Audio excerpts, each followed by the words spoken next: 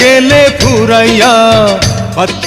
বাংলা চলচ্চিত্রের কিংবদন্তি অভিনেতা হুমায়ুন ফরিদী। জন্ম 19 মে 1952 সালে গাজীপুরে। মঞ্চ ও টেলিভিশন নাটকের মাধ্যমে তার অভিনয় জীবন শুরু হয়। 1980 সালের মাঝামাঝি সময়ে চলচ্চিত্রে আগমন ঘটে। 1985 সালে দহন চলচ্চিত্রের মাধ্যমে অভিষেক ঘটে। এরপরে সন্ত্রাস, দিনমজুর, বিশ্বপ্রেমিক, দুর্জয়, আনন্দশ্রু, মায়ের অধিকার সহ ইত্যাদি ছবিতে অভিনয় করেন এবং জনপ্রিয়তা অর্জন করেন। কোন বাড়ি में मुक्ति বাহিনী है, কোন বাড়ি में माल पानी है, কোন বাড়ি में माया लोग है, हम सब जानता है।